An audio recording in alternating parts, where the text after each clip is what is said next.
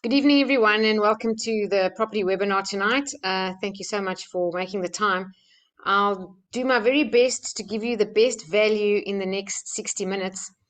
Hope it doesn't go on too much after that, but I hope to get done around the hour. And really, just for those of you who may not know me, I'm a senior property consultant for 2020 Property Advisory, which is a research-based property advisory business. Now, that's one side of my business. I've got another side of my business where a few people here joined actually knowing me from the Silva Method. I also do personal development, coaching, training of the Silva Method, and other personal development programs. So I think it's a great combination, help people with their mindset and to be successful. And on the other side, help people to create wealth in their life. And in my personal view, I think property is one of the greatest wealth creation strategies on the planet. Definitely, there's so much opportunity with the way you can lend money from a bank. You could never do the same in other investment vehicles. And property is proven over the centuries to be a really good investment strategy. So I was a property investor myself, and in South Africa, where I'm from, I'm an Italian, and I was raised in South Africa. And then when I came to Australia, I bought my first investment property from somebody who was making it sound really great with brochures and all that kind of thing. But it actually was not a good investment. It was a brand new house and land package somewhere near Geelong. Anyway, 2 years after that, I was then looking to buy a second investment property. And when I asked my broker how much capacity I have and if I can buy again, she said, "What are you looking to do?" I said, "I'm looking to buy a second investment property." And she said, "Where and what?" And I said, "I don't really know." And then she said, "You have to meet with 2020 Property Advisory. The owner's name is Mike Anderson. He does research and knows exactly where the markets are and how they're going to rise and give you the greatest growth." So that's how I came to know 2020 Property Advisory. I started off as a client of theirs. I met Mike in 2012. Bought two investment properties back then from him. Both of them did exceptionally well. And we just, spent more and more time catching up together. And I bought some more. And then when I left corporate after 20 years in 2015, all I wanted to do was become a trainer and a coach and a speaker. But I wanted something to do with property as well, just to, provide more financial stability. And I spoke to Mike one day and he said, "Why don't you come and help us help clients create wealth?" And I said, "Thank you." So that's how I joined 2020 Property Advisory. So not only was I a client, I now work for them and I'm still a client and still buying the stock that we advocate to clients. So definitely we walk our talk and do exactly what we offer to clients. So today I'm going to talk about just navigating the property market with confidence, because we're in some really strange, uncertain times with the interest rates moving. There's a lot of uncertainty out there.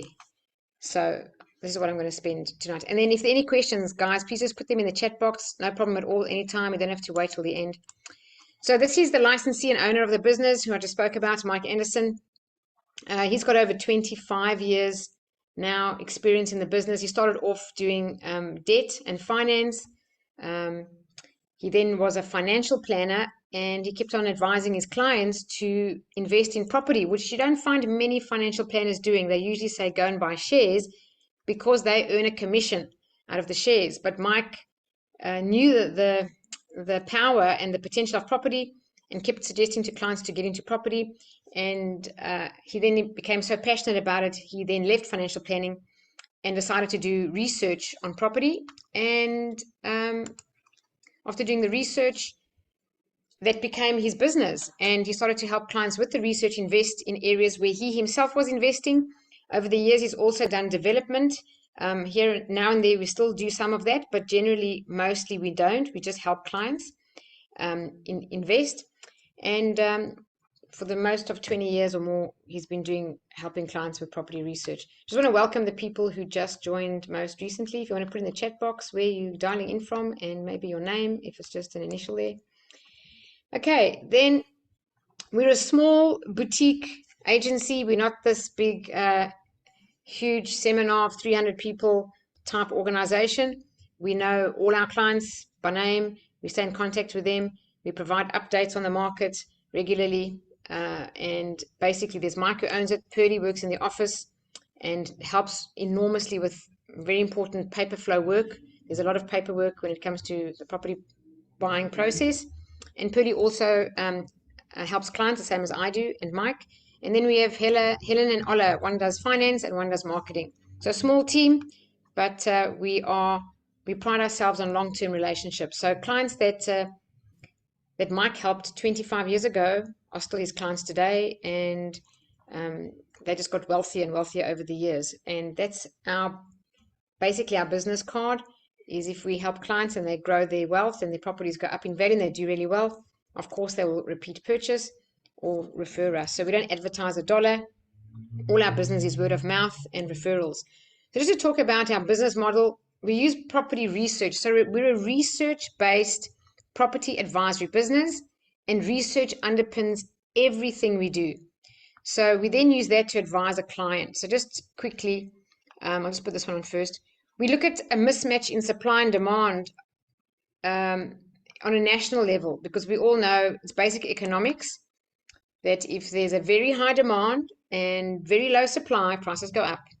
And the opposite is also true. Too much supply, no demand, prices go down. So we look for that mismatch in supply and demand, and we start going down to a state level, then to a local government area. And then we look at the population growth and reasons why population might grow. And the number one reason is new jobs. So if there are employment growth opportunities, or employment is actually growing in the area for some infrastructure change or development, like they build a big hospital or new shopping centers or schools or whatever it may be, we know people will move into the area for jobs. That creates a higher demand on residential property in the area. And if there's a constraint on supply, we know that property price is going to go up. Then very importantly, we look at demographics. Why? Because we want to know what asset we are looking for. Is it going to be a 1-bedroom or 2-bedroom townhouse, or is it going to be a 4-bedroom house with 2 living areas? It depends on the demographic in that area, and we buy today what they would want in the next 3 to 5 years. And by the time the growth has kind of taken effect, then we offload the property to someone who is probably a homeowner in that area, and we get in early and we sell once we've taken the profit. And I'll explain that a bit later in a slide after this. So we look at the demographics, then we look at infrastructure changes, because that is an indicator of growth, of more people moving into the area and what that infrastructure change is. So once we know who they are, just want to open for some other people who've joined. Well, welcome to those who've just joined. Puneet, I just saw you there. Hi. Yes, hi. Hi, thanks for joining. So once we know the demographics and what kind of dwelling we're looking at, we then look at entry options. That just means, is it a townhouse? Is it a house? What size? And so on. But most importantly is exit point. Now, many people who sell property never talk about exit point, but we focus on exit point. And what that means is we say to ourselves, who's going to buy this property off you for a profit in the next 3 to 5 years? Because if you can answer that question, then you mitigate a lot of risk and you know that property is going to grow. If you bought a property and you said, who's going to buy this for a profit in the next 3 to 5 years, and you don't know, well, then you could be buying anything. It may never grow. Just to tell you, the first purchase I made, this is before 2020, that first one that I bought in Geelong, it was a bad investment, even though it was a brand new house and land package of a 4-bedroom house, brand new. I never went to see it. That's the other thing. The agent didn't encourage me to go to the area and see it. It was actually farmland that they just converted from agricultural to residential. There was nothing out there, nothing at all. And when I met Mike and he asked me a couple of questions about what I own and things like that, and I mentioned this house in Geelong, he said to me, if I was usually I'd sell it, it's probably going to go down in values. And I thought, what? Property doesn't go down in value. And no, I'm not selling property. I keep property forever, because that's what I learned from my parents, who learned it from their parents. And I'll show you tonight, that's old-fashioned thinking that doesn't actually create wealth as well as a managed portfolio. So when I met Mike and he said, sell it, I thought, oh no, and I didn't. Anyway, I bought 2 from him, and years later, he kept asking me, have you still got that property in Geelong? I said, Jeanine, you should sell it. I think it's going to go down. I thought, no, it's never going to go down. Anyway, after a couple of years with Mike's properties, because we do focus on exit, we reached the peak of the market in Sydney, and one of the properties I bought from Mike had reached its peak, and it was a good time to sell. We were telling all our clients to sell at the peak. And at that stage, Mike said to me, at the same time, sell the one in Geelong because it will make a loss and you can offset your capital gains tax, which I did. It made a 35,000 loss. So that was, as I said, not from 2020. But the point I want to make is no one mentioned or said, hey, could someone buy this property off you for a profit 3 to 5 years from now? Because if they had, they would have said probably not, and that would have indicated that it was actually not a good investment that I bought then. So we do focus on exit, and we tell our clients that we know that you could sell this property for a profit in the next 3 to 5 years. And it doesn't have to be 10 years or 15 years. People who talk about this long-term 15-year thing, it's because they are avoiding the promise that this property is in the right growth area. Because at some stage they are going to go up. Let's be honest. After 15 years, hopefully the price would have moved. But if we said it's going to be in the short to medium term, then we know that there's research that underpins that decision, and we know exact reasons why it's going to grow. And these reasons are the ones I've kind of indicated, but I'm going to show you some more research tonight across the whole market in Australia. So you'll understand why we know which areas are going to do well and which ones aren't, because I'll share that with you. So we take this information, we then apply it to a client, and how it works is we start over here at like 1 o'clock. We meet with the client, we want to understand their goals. Why do you want to buy the property? To make money. All right, cool. If you made 100,000, 150,000, what do you want that money for? So maybe it's to pay down debt on your own home. Maybe it's to get private school fees. Maybe it's to put more money into retirement. Whatever it may be, we want to know what that objective is. Then we need to define the capacity and educate the client, which is something like tonight. And once we understand the situation, we then come back for a second meeting and we present an option of whatever we think best suits what we understood from the first meeting. Then we'll discuss the option and the strategy to get into it. If the client says, yep, it sounds good to me, I like it, then the next thing we say is, all right, let's get on a plane, because right now the investment market is Queensland. I'm sure there's no surprise, you probably heard this before me. But where in Queensland is important. It's not everywhere, because some areas are not good and other areas are fantastic. But we would meet you at the airport. I'd pick you up personally in a hired car and take you on about a 3.5 hour tour of the area where the property is and show you all these things on the left, all the infrastructure changes, give you an indication of why we know the demographic is what it is, show you the actual site. You'll probably meet the developer. And if it's not constructed yet, it's new, then we'll take you to something that they have constructed or a display home so you can get an understanding. Also, very often, if you go on a tour like that, before you even commit to the property, you generally often meet the future managing agent, because we manage that as well for our clients. So then once you're happy with that, you will then sign your contract, and then the process takes its course.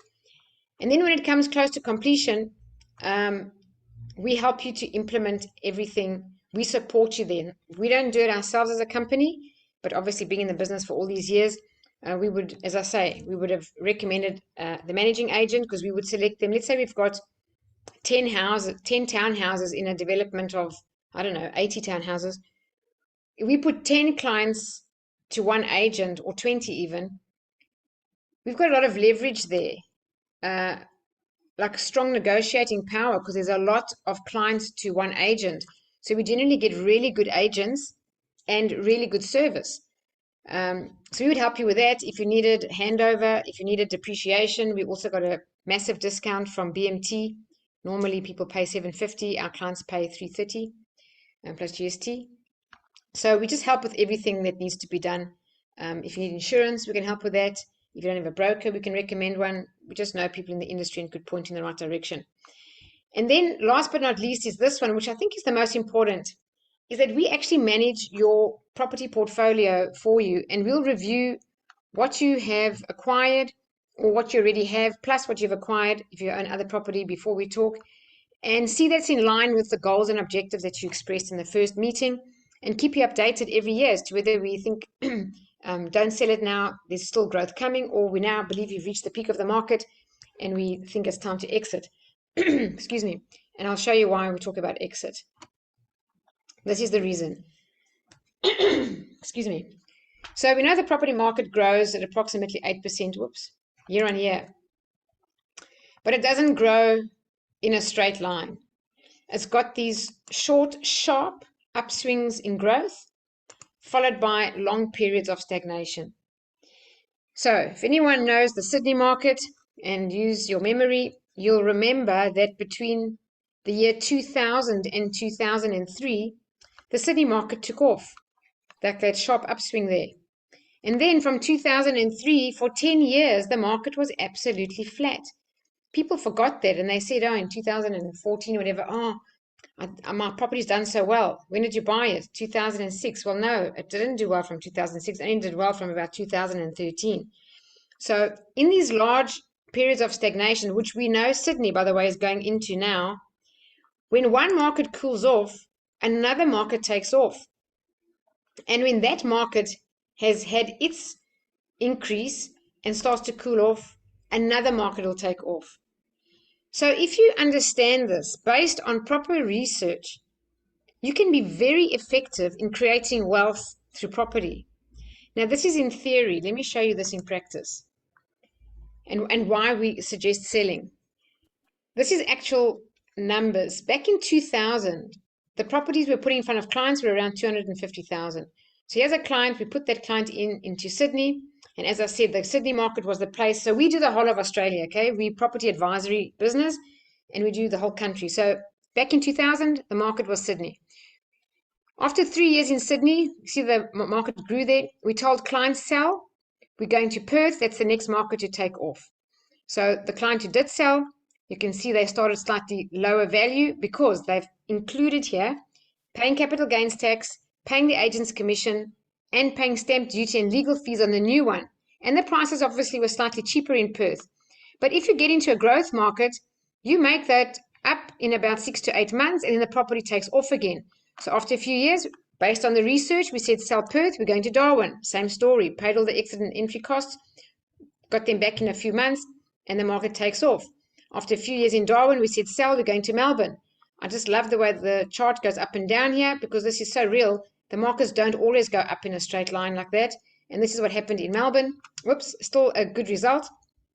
And then when it came to 2012, we told our clients, no matter what properties you have anywhere, sell your portfolio and invest the proceeds in Sydney. Sydney's coming with some significant growth based on the research.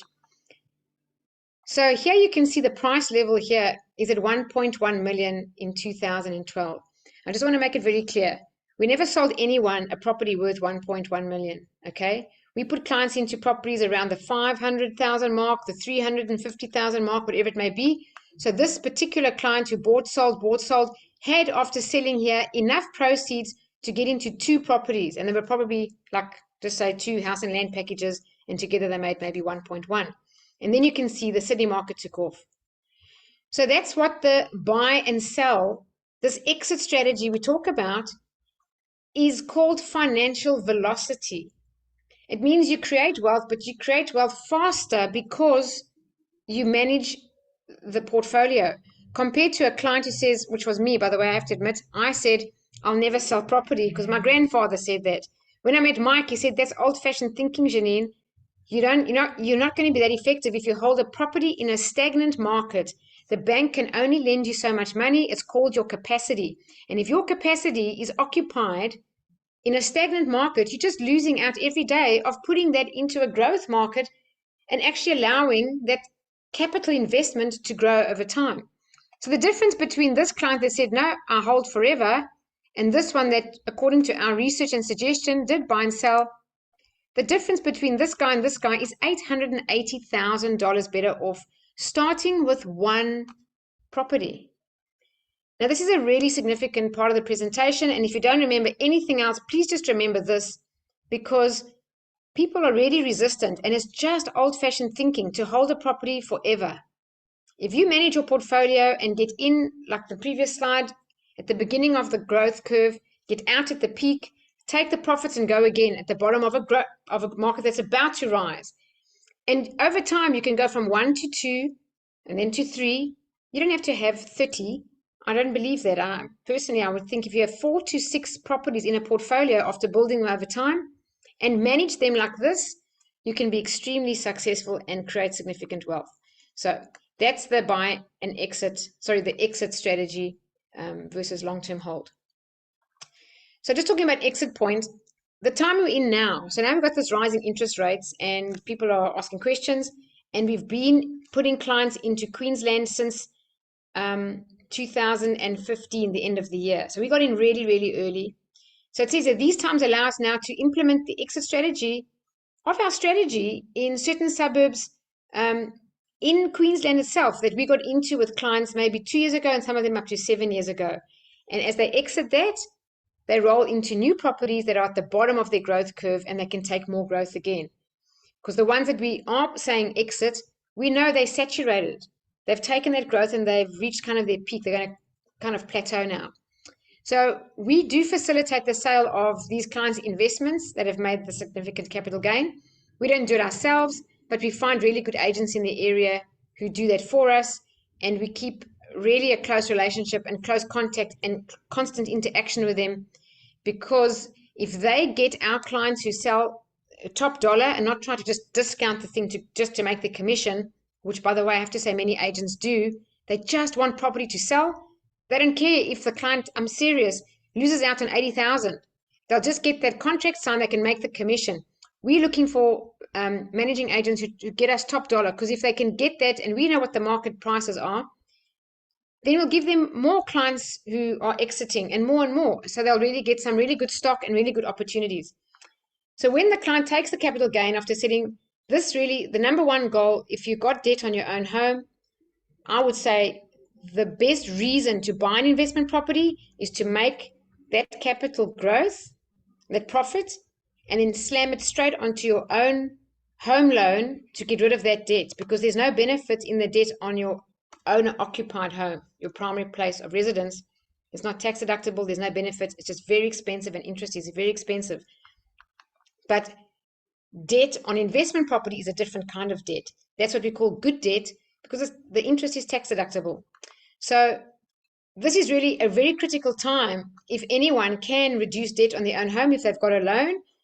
So with rising interest rates, it gets more and more expensive, and for many people, they're actually finding it unaffordable. So we have got clients who've got investment properties, and we're asking them to sell if it's at the right time on the right place and pay down their debt. And that also then allows them to go straight into the equity in their own home and use it to go back into the investment market and buy another investment property straight away.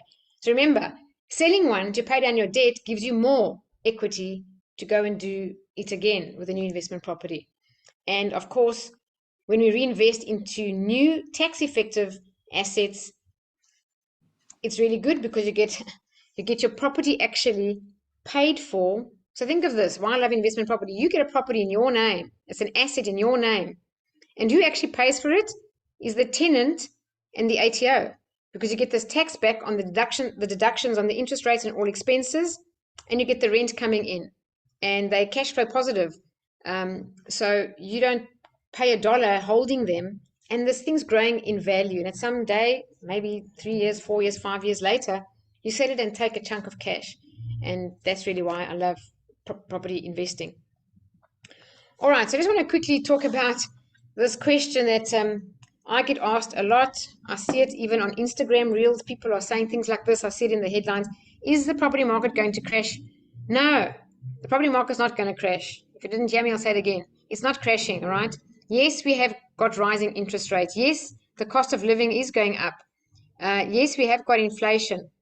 So these things are true, and I want to point out that it is region specific. So basically, if you break it down, it's not really scary at all. The debt for owner-occupiers in places like Sydney and Melbourne is expensive, and they're going to find it difficult to pay their mortgages with the interest rates going up. If you're an investor with properties in Sydney and Melbourne, you're going to have very low yields. you can have $1 million property. I don't know what you're getting in rent, but it's probably around 650. So the rental yields are not very strong. The debt is really high, and I believe there's going to be some tough times for people in those markets. However, in other markets where we are, the situation is totally different, and I'll take you through the detail of the research to show you why every indicator for growth is stacked and says yes, tick, yes, tick, yes, tick, yes, to kind of tick all the boxes, particularly when it comes to rental yields. We're mostly getting dollar per thousand, and if you compare that to the rental yields in Sydney and Melbourne, you can't compare.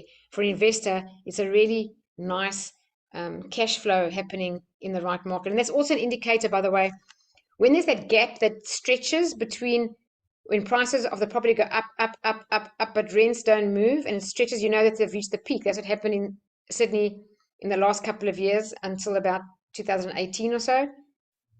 The prices went up, but the rents didn't move. Yes, rents are moving a bit now. But what we're seeing in the markets that we're at is that prices go up and rents go up, and prices go up and rents go up, and rents go up. So we know there's still growth in the property prices still to come. Now, the upside to rising interest rates and cost of living going up and inflation is that it makes Southeast Queensland, where we are putting our investor clients, even more attractive, even more affordable, because the property prices are much lower than here, much lower. So from a affordability point of view, and to manage the household budget, if a person moved to Queensland, seriously, for the price of the property you pay here, if you took that money there, you'd probably get a magnificent new 4-bedroom house or something, and still have a couple of $100,000 spare. That's the difference in the affordability. So it actually is driving demand up, driving more people into Queensland, and of course rents and values going up. So just beware of media hype. Some of these things are true, there's no doubt they're true, but it's not all doom and gloom. You've got to put it into context, and you've got to know exactly which region you're talking about before you speak. All right, I just want to put something into perspective about interest rates. People are so spooked by the interest rates, and I understand that they're spooked if they've got high debt, especially on their own home.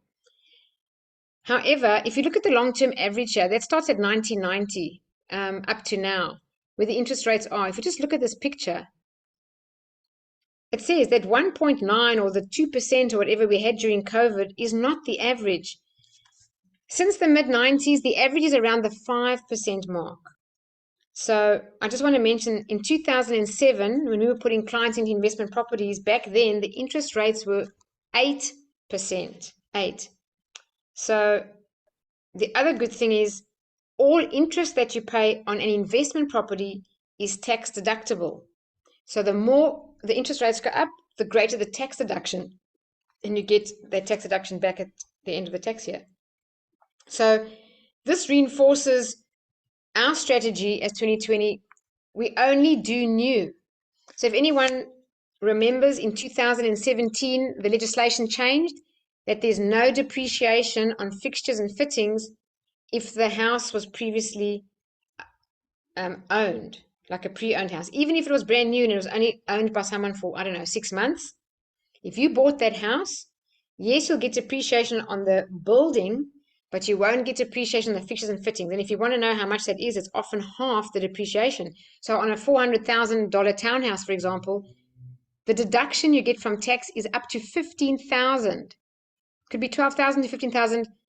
Half of that is fixtures and fittings. So if you don't buy new, you're missing out on $7,000 worth of tax deductions on a new property.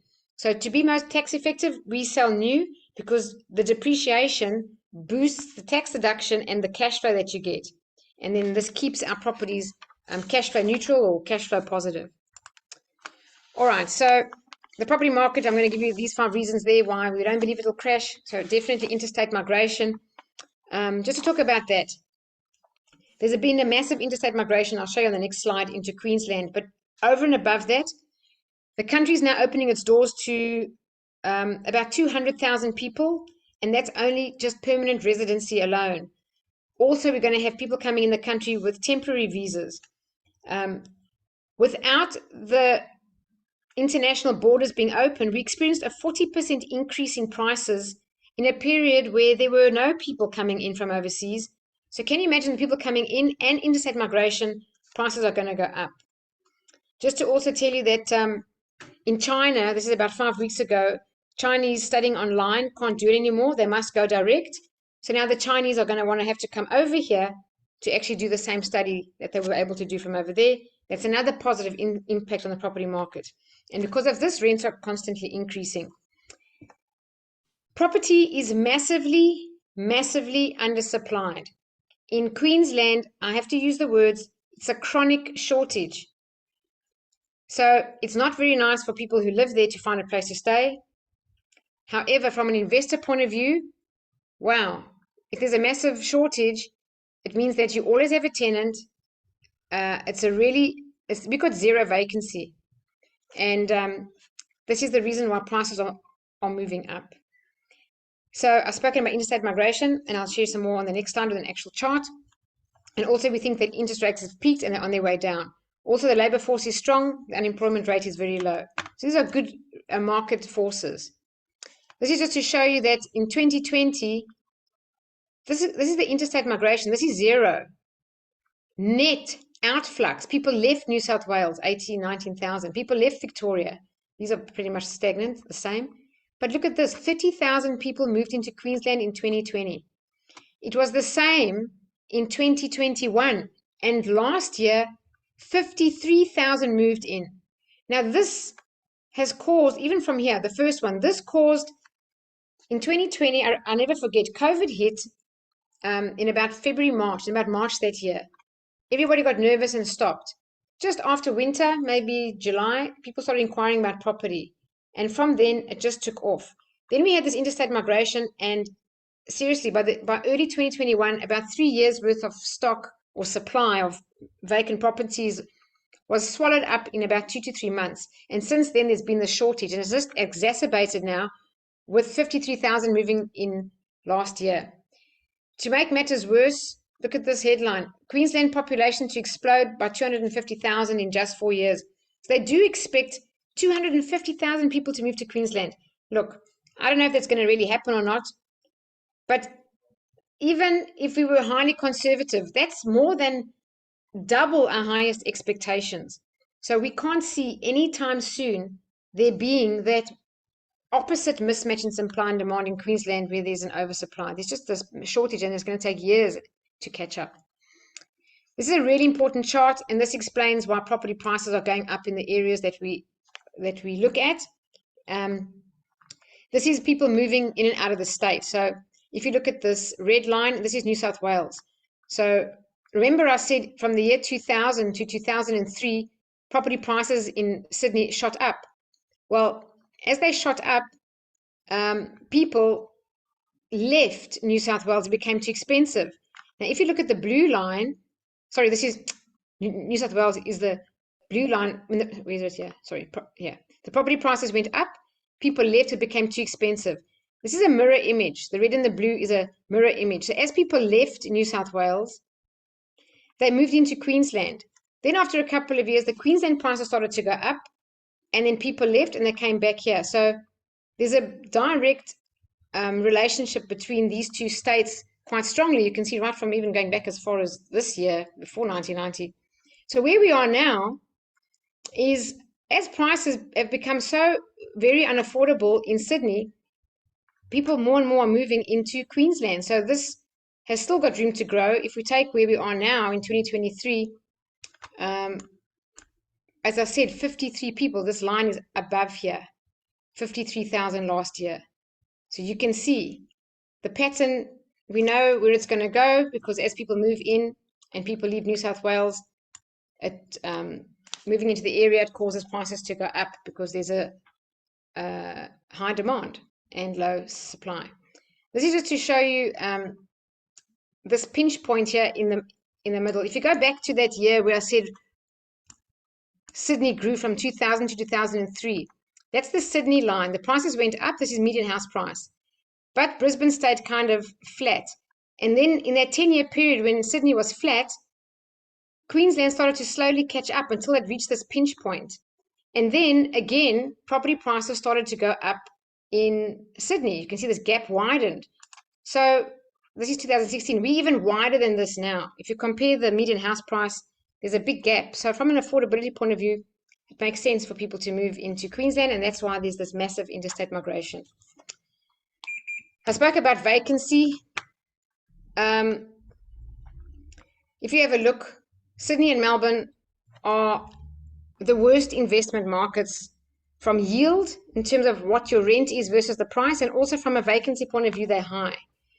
And you can see here, this is that COVID year where people left. Just look at the vacancy rate jumped. I remember there was a presentation I did during COVID, and the vacancy rate in Sydney at that one particular stage and point in time I read on the internet was 16%, so just right off the chart. But anyway, this just shows you that here we are in Brisbane, and this is 22. I can tell you that now it might be an average here of just under 1%. In the suburbs that we are, it is 0. If a tenant of our client moves out today, they clean that unit and the keys are in someone else's hand tomorrow. There's 0 vacancy. There really aren't places to go. So it's a really strong investment market. This just shows you the median house price. Sydney, approximately 1.4 million. Brisbane is still in the 700s. But if you look at the household income, they're almost the same, 100,000. This might be slightly dated, but it's still, relatively speaking, absolutely accurate. There's approximately, 7%, 10% difference. But a massive difference here between the prices. So it makes that the income in the household, the strain on the household budget, really expensive to own a property in Sydney. In Brisbane, it's only 5 times your annual salary, 5.5. Here it's 9 times. So lifestyle there is much better because it's so much more affordable, and it explains why people are so keen to move there. This is just quickly demographics. Blue's the last 10 years, yellow's the next 10 years. It's evident to see here that downsizers are the biggest group. So Brisbane does really well in the townhouse sector, and even in the house and land sector. They don't want a big acre of lawn to mow. They just want to downsize and have a really simple dwelling. And even people from Sydney who move down there, I can tell you that a 4-bedroom house for some people is still a downsize. They come from 6-bedroom homes here in Sydney. So looking at this, we use this information, and it's also area specific. We want to know what kind of dwellings we're getting, we are like selecting for our clients. And then young renters being the second biggest group is great because we are looking to put renters into investment properties. So that's absolutely perfect. And this is for Brisbane. Okay, so sorry, I can't see the heading. I've got a menu bar here. 5 good reasons why it's a great time to invest in property in Queensland. All right, so the growing population, spoken about that. Strong economy, yep, they've got diverse industries, low unemployment. They've actually got increasing unemployment opportunities. If anyone thinks that the job opportunities are less there, it's not true at all. There's so many increasing opportunities, especially around the areas where we're putting clients. One example is in Sunshine Coast.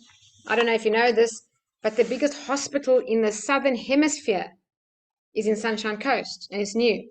So it's not even at full capacity yet. It's going to employ about 6,000 people. I think it's only got about 4,000 to 5,000 employed. It's still going to grow. And all services associated with the hospital, they spoke of around 15,000, 16,000. I don't know if that's true or not, but there's a lot of new jobs just from that one infrastructure change. And there's a lot of new job opportunities there. Infrastructure development, well, the state government has got a lot of funds for significant infrastructure projects, which is really very exciting. And that's why Queensland is actually called, from Brisbane up from the airport area, it's called the Australian Trade Coast. You can Google that. It's an actual website.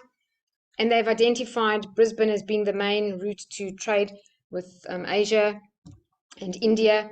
So there, and also up to Sunshine Coast, where we're putting clients, there are significant infrastructure projects, rail projects, things like that.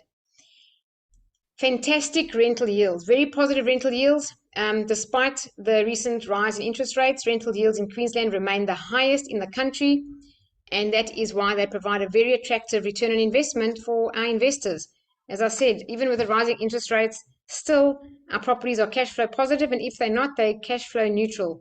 Unless a client for some reason has a very bad interest rate, I would suggest anyone goes to a broker, doesn't just go straight to one bank. They're still in the positive cash flow for most, otherwise neutral. With these high interest rates, when we had the low interest rates, they were highly cash flow positive. All right, then chronic shortage I spoke about. That is a very strong demand, and as I said, zero vacancy and affordability I've explained. So just in summary, the drivers of growth, we're looking at current supply and future supply. So future supply, as I said, shortage. Population growth, yep, all states are migrating into Queensland. Rental returns, highest in Queensland, in Brisbane and Sunshine Coast. Affordability, best in Queensland. And demographics, yep, the right people being the downsizers and first-time investors. I want to quickly mention this because there was so much negative media end of last year, and some of you might not have caught up to where it is now because the news doesn't talk about it much, but maybe the impression in your mind has been left with the old news. So cost of construction last year went up considerably, and I'm sure you saw many construction companies going under, which they did, or they had some significant losses. By the way, none of those were developers we worked with. We didn't have any of that. All new contracts now are not a concern because the cost increases have been factored in, and we're actually seeing developers now repricing their stocks slightly down on existing and new contracts because they're now able to procure their building materials at better prices than they were last year when the prices went through the roof due to all those shortages. And also to just put people at ease, when you pay a deposit on a property off the plan, that deposit doesn't go to the developer, doesn't go to us, it goes to the developer's solicitor's trust account. So it's held in trust. So if anything happens and the developer doesn't carry on, you just get your deposit back. So it's not at risk. Okay, so the areas of greatest opportunity, as I mentioned, Brisbane and Sunshine Coast, most affordable, strong yields, low vacancies, great infrastructure changes, great demographics, point to infill townhouses and well-located houses. Just some quick numbers. Sunshine Coast, if you just look at the population growth, 2017 to 40, massive jump in schools, even in airport connections. Can you believe that a small airport like Maroochydore is an international airport? So that tells you quite a lot. If you look at the areas we're looking at, we are not buying within a close radius to the CBD. Many people think that's advisable. It's actually not, and I'll tell you why. There is an oversupply of apartments in every major city in Australia, and the rental yields around the CBD are the lowest, and the growth is the most sluggish. So just step out of that immediate ring, and we are looking at anything between, let's say, 14 kilometers up to 35 kilometers ring around. This is the area of greatest opportunity.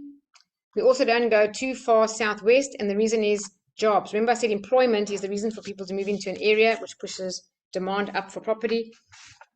So not too far away from jobs. Also, we're not in the Gold Coast, just to say that clearly, just because employment isn't as strong as the employment growth in Sunshine Coast. Remember that hospital is in Sunshine Coast.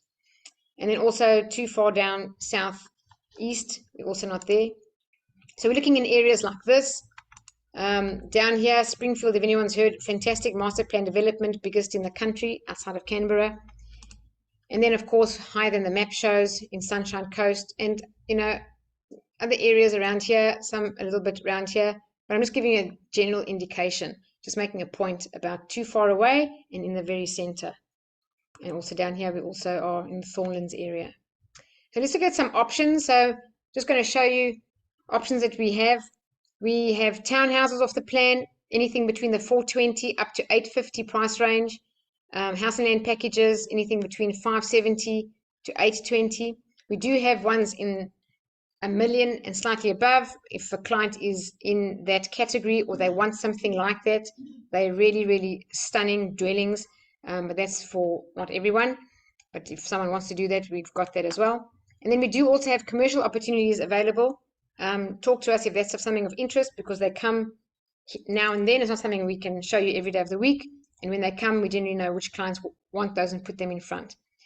All our properties have rental guarantees that we negotiate with the developer. So there's no cash flow risk. And to be honest, it's actually quite easy for a developer to provide this because of the chronic shortage. There's no vacancy there, so you will have a tenant. Right now, all our properties before they settle have got a signed lease in place. And even if you didn't, as I say, there's a rental guarantee. Investments are still cash flow positive, and if not, they're cash flow neutral. Just want to show you one in an area called Joyner. This is northwest of Brisbane. The price range on these houses, anything between 645 and 800. It's 4-bedroom, 2 living areas, 2 bathrooms, 2 car spaces. So, and they're nice, comfortably large size homes, around 200 square meters. And the rent is anything from $675 up to $750 a week. So really good rental yield. This is an example of one. They're terraced homes. In this area, they're busy putting terraced homes in. So I don't know if you know what that's like. If you went through that front door, you'd go through the house, you'd come out another sliding door into a garden on that side, and the garage at the back. So the garage is accessed from the street, the opposite street, parallel. Why we're looking at this area is to look at the price of these terraced homes. They're beautiful 4-bedroom houses, and we've got just up the road houses in the 800,000 price range. So this presents great value, and these prices are going to surely go up if that's what they're being compared to just up the road. They're very nice finishes. Everything's got stone bench tops, stainless steel appliances. It's completely turnkey. You don't have to add anything at the end. It's got security screens, the post box, the garden, the garage, motor, everything. This is Eden's Crossing. Eden's Crossing is in Red Bank Plains. Now, for those people who don't know Brisbane very well, Red Bank Plains is a very big suburb. There's one side which is old and not the greatest, but it's huge. Then the other side, close to Springfield or Brookwater, which is a golf estate, and those are multi-million-dollar homes, is a beautiful side of Red Bank Plains, and Eden's Crossing is that area. So these are house and land packages. Really great affordability at this price point. And if you look at a house, honestly, 5 minutes away in Springfield, it's $200,000 more. If you look at the rent compared to Springfield, it's also much more affordable. So as people in the area can't find a place to stay, it's faster to get from Red Bank Plains into Springfield Central than it is from some of the Springfield suburbs like Spring Mountain and so on into the center because of a new road that was built. So that's how we first selected this area. And then over and above that, there's a new train line coming. So if I can just mention my own property that I bought from 2020 Property Advisory back in 2014, it was southwest of Sydney in Ingleburn Gardens. And because of a train line coming, Mike, who I bought from Mike, that's how when I met him, he said, Jeanine, this train line is a significant infrastructure change. This is going to cause the property price to grow. I thought, oh, okay, I didn't know anything. The property prices there in Bardia, Ingleburn Gardens, went up by 180,000 in 13 months because of the train line. So this train line coming, going all the way to Ipswich, is a significant infrastructure change. The prices are really great value, presenting what's right next to them at 200,000 more in Springfield. And this is the residential area for Springfield. So Jobs is 5 minutes away. Springfield's that massive master plan development. I don't know what this says at the top. Okay, townhouses in Brisbane. These are a very select, different kind of townhouse. The price level is quite high. They're very schmick, very fancy fixtures and fittings, really oversized. A 3-bedroom here is bigger than a 4-bedroom house. It's for a certain client who's looking for something like that. They're beautiful. They've got a beautiful pool in the complex. So we've got that too. Then now we're in Sunshine Coast. These are a great asset. They are 1-bedroom and 2-bedroom only because there's a very big shortage of small dwellings like 1 and 2-bedroom, and lots of research and history of another project like this we did in Sunshine Coast in 2019. Same developer, exact same plan, just in another area. Proved to be very successful because of that big hospital there, and there's a university there. So there's a lot of people who are singles and couples, and some retirees, but mainly young working singles and couples, often for the hospital, 2 nurses, a doctor, or things like that. So these 1 and 2 bedrooms did really well. That's the price range, $440 for the 1-bedroom, somewhere around there, $560. That's what they look like. Beautiful open stairway in wood. This is the two-bedder. They've got elevated ceilings, skylights. So really nice. That's just the one-bedder. And then here's a house and land package in Sunshine Coast in a suburb called Aura. Very nice big house, 244 square meter. Price around the 760 mark. Just to tell you, Aura, when they release land for house and land packages, people were camping in tents in the field overnight because there's no stock. Can you imagine these people putting a tent up in the field, waiting for the sales office to open in the morning in a long queue? This is how people don't understand. We say there's a chronic shortage until they go there and they see, yep, there's a really, it is like that. Okay, this is a very different offer. It's only for clients who are interested in something like this. We have access to display homes, and this is really high end. They've got, you know, the best fixtures and the best fittings and the best tweaks because they're going to be display homes. Beautiful high ceilings. They all got 2 living areas. They've got beautifully landscaped gardens. We do get access to these things because we've got a relationship with those developers. When I say 900,000, that's just a high level number. It's not exactly like that. It could be around there, slightly more, slightly less, not exact. And these are absolutely stunning. I'll show you some photos if my mouse will work. Whoops. So the gardens are lovely. If you can just have a look, these are just these bulkheads and just the design. They've really gone out of their way. This beautiful folding door. Here's another one. If you can even see that one there, this beautiful door opens right up. There, that whole living area to the alfresco dining, beautiful. Look at this beautiful island of the kitchen, you know, with the stone bench top all down the sides as well. Just really nicely finished. Here's another one. So pretty high end, but I'm telling you, these are beautiful homes and the rental returns on them are fantastic. And if you resell this on 3 years from now, 5 years from now, I think you'll make a significant profit. All right, that's the research. I've got about 5 minutes. I'm going to just show you the performance of 2020 Property Advisory and what we've done with clients in different areas to give you an idea. Performance is our business card or our reputation. If our clients do good in their performance, we have a business. And if they don't, we don't have a business. So this is all we focus on, is the research to find the right areas for our clients. So this is back now, going back to 2010. We were in Sydney from 2009 to 15. I'm just going to show you how we selected areas and what they did. Excuse me. So in 2010, we put a client into Bonnyrigg. People said, why on earth are you going to a suburb like Bonnyrigg? But we had the research, and Mike knew that they were going to like demolish 80,000 council houses or something and start to do gentrification in that area. Anyway, 2010, we got in at 395. Client sold the property in March 2015. That's 5 years later. For 650,000, made a 255,000 profit, and it was cash flow positive by $112 a week. That's the yield. We went to the ponds. Again, 2009, we got in for 510, sold 5 years later for 900,000, made 390,000 capital gain, cash flow positive $91 a week. That's the yield. Edmondson Park, this is where I bought, when I said Ingleburn Gardens, Bardia, it's this suburb, Edmondson Park. I bought exactly a similar house from Mike. This is someone else though. Look at this client's dates. 2014 February, they bought for 530. He just waited for the year to lapse to get the discount on the capital gains tax, which he must wait 12 months. 13 months later, he put it on the market to sell.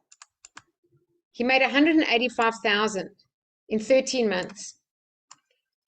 Now, we were telling clients to sell in 2015. That's when we saw Sydney market peak. I had exactly the same house for similar entry price, and I waited until October 16, and I actually made a little bit less than this guy. I sold for 180. So Mike's timing of the market was spot on there.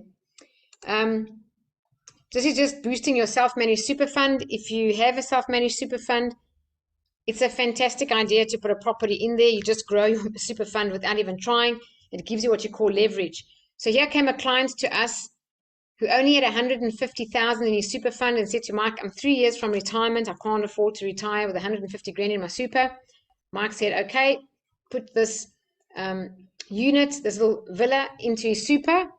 And it was at that stage, they don't have them anymore, it was NRAS, which gives you $10,000 cash free from the government, tax free, sorry, $10,000 a year tax free from the government every year for 10 years. It's called the National Residential Affordability Scheme. As I say, it's not around anymore. So plus he was adding 10,000 a year to his super fund balance. Anyway, after 2 years or so, the client sold and he made 151,000 profit. So he actually doubled his super fund balance in 2 years because of putting a property in there. I've also got myself a self-managed super fund since I'm working with Mike. I've put a property in there myself. I'm looking forward to it. If I work out the numbers, I can grow that fund balance to a significant value in a much shorter space of time than trying to do it just with the contributions from salary. Here's another one in Edmondson Park.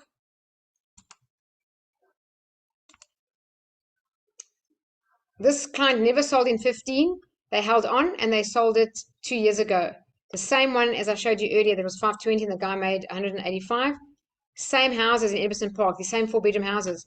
This client made 484,000. Is that a fantastic result? I mean, that's just great. This is my own house. I bought one from Mike in 2014 as well in Central Coast. I paid 450,000. It's also NRAS because I support my mother. So it gave me 10,000 a year guaranteed. And I knew that I'd have that money towards my mom. And I sold last year Jan for 790, and that was a profit 340,000. Great results in my view. And then now Queensland, we've already started to roll clients out of Queensland in certain areas and into other areas also in Queensland because it's still the market for some years to come. So this client in 2018 bought for 623. They sold 3 years later, made almost 230,000. Weekly cash flow, fantastic, $160 a week. And then Meriden Plains, these were small ones that I showed you at the end there, the Sunshine Coast townhouses. This is the same kind, just what we did earlier. So January 2020, they bought this for 395 and they sold 1 year later, well, 1.5 years later, and made 100,000.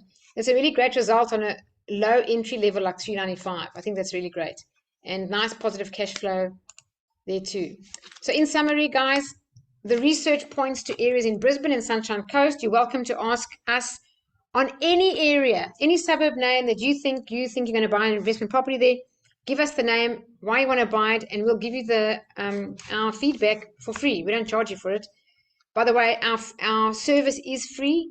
If you haven't heard that, if I haven't said it already, we get paid by the developer like any estate agent gets a commission from the seller. Anyone sells a house, the agent gets a commission from the seller. That's how we earn our money, so we don't charge our clients. We're not buyer's agents. We do much more than a buyer's agent. A buyer's agent is in usually an area, and they focus in that area. We look at the whole country of Australia. If in a year or two's time, Brisbane and Sunshine Coast are not the right investment area and it's somewhere completely different, other side of the country, we'll go right there. So we are flexible and we are just got our finger on the pulse of the heartbeat of the property market all the time. And all we're looking to do is create wealth for our clients. And we use property as the vehicle to achieve that objective. That's why it's important when we meet to establish the objective. We then just utilize the research, understand our exit point. And we do recommend exiting when the property market is peaked. We do not recommend you stay sitting in that property while the depreciation goes down, your tax deductions get less and less, it becomes less cash flow positive with less deductions on that regard, I'm specifically speaking. But the market is stagnant and there's no growth. If you offload that property, that capacity is now freed up to go to a growth market. We manage our clients' portfolios. We don't charge any fees. We just keep you updated every year. In fact, last week we sent out an update to our clients on what's happening in the areas around Brisbane. And we said to them, if you think of selling, please contact us first. Some areas are ripe and ready to exit and move to somewhere else, and others are not. They've still got another, I don't know, 50, 100, 150,000 ahead of them easily in the next year or two. So, we just ask them to contact us. So we do keep our clients informed and manage their portfolios. All our business is repeat business, or as I said, word of mouth, or referrals through the strong performance of our clients. So if anyone wants to participate and they're thinking about getting into investment property, my suggestion is the first thing you need to do is get your finance assessed so you know what your capacity is. You want to know what you can buy. And then let's just meet, have a chat. There's no obligation. You don't have to buy. You can have a chat. Sure, there's no problem with that. But what you need to know is your objective. Why are you buying the property? What are you trying to achieve? And then you have a focus point. And when you got that in a plan, you can create wealth steadily over time and you don't get confused. Steps if you'd like to get involved. Well, if we have the chat and I put something in front of you and you like it and you want to proceed, the first thing you'll do is then reserve that property with an expression of interest, which is an EOI, which takes it off the market so no other agent can sell it. And then I'd say let's take a trip together to Queensland. I'll give you a tour of the area and show you all the reasons why we chose that. And we'll show you everything else it competes with. So if a person's looking to rent, they'll come to that one, and the one that we suggest for you. So you can be absolutely excited knowing that there's no doubt that that's the best. It's the nicest one in the area. It's at a great price and the inside is better, whatever it may be. And then when you come back and you know that you want the property, then we say sign the contract swiftly. And the only reason why we put the word swiftly in there is because there's a chronic shortage. There's a lot of pressure from our developers to get our paperwork back. And if we're too slow, sometimes they've just pulled the rug under our feet, given the client the expression of interest, deposit back and sold it to someone locally in the market because there's such a shortage. So if it is something you want to do, that's why I say be ready in the right order. Know what your capacity is. Sure, you can have the first meeting with us, and at the same time in that week maybe see a broker and understand what you can buy and how much you can spend. And then when you see something that you like, all I can say is take action, make a decision, and put an expression of interest because things move really, really quickly. And I don't know how many clients, if they're too slow, unfortunately, they've had to miss out on their properties. I don't normally say that, but it's only because of that chronic shortage that we have. If I go back to 2017, 18, 19, we didn't. Clients had about a week or two to think about it. Now it's like, no, if you like the property, reserve it. And if you don't want it after seeing it, you get your holding deposit of $1,000 back. So it's not a contract or it is a refundable deposit. It's just to take it off the market. Once the EOI is in, it's in your name, reserved for you. All right. If anyone has any questions right now, please unmute your mic and ask me or put them in the chat box. And let me know if you'd like. So just take my number there. You can put it in your phone if you do have a question or anything you want to text me now or whenever. If you'd like to understand your borrowing capacity, I'd say see a broker. If you don't have a broker, I can recommend a broker. I've got no relationship with them. There's no financial gain for me. I just recommend a broker that either I use or I know that is very good, or she. If you're interested in purchasing in your self-managed super fund, let's catch up. And it's a really good option. And then just to let you know, people think it's this huge thing I have to set up. And no, it's not. Because when I did it, all I needed was the name to put on the expression of interest that becomes the paperwork they used to drop the contract.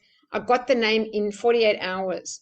Yes, I had paperwork to sign post that, but in 2 days you got it, and a week later you've got the self-managed super fund set up. Then the time is a bit to wait for a super to roll funds in there. That's what takes 2 weeks, 4 weeks, whatever it may be. But it's not a big deal. It's just a lot of paperwork to sign, but it's quite easy to do. And it's a very good way to grow your wealth for retirement.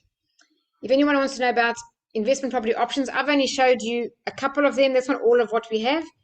There's not much available, but when we get stock, when we talk first, we put the right thing in front of you, and we do have options in other areas as well and different price points. And if you do have properties, doesn't matter who you bought them from or when you bought them, and you'd like your portfolio reviewed, I'm happy to do that at no charge and give you feedback. In other words, how long have you had the property? What age is it? If it's like a 1960 property, there's no depreciation. If it's in a stagnant area like Sydney, for example, and you bought it, I don't know, before 2012 or somewhere around there, you've made the capital gain on it. The market's going to be stagnant for the next 10 years. My suggestion would be sell it, take the profits and put it straight into a growth market, or pay your mortgage down on your own home, reduce your debt, something like that. So if you want anything reviewed, we'll just show you where it is, how it's doing, the estimated value, and what we see for the future potential of that property and what it's doing for you tax-wise and growing your wealth-wise. So my friends, that's it from me. Thank you for your time and attention. If you have any questions, please just ask me now. I'm actually going to stop the recording. So thank you for those who are listening.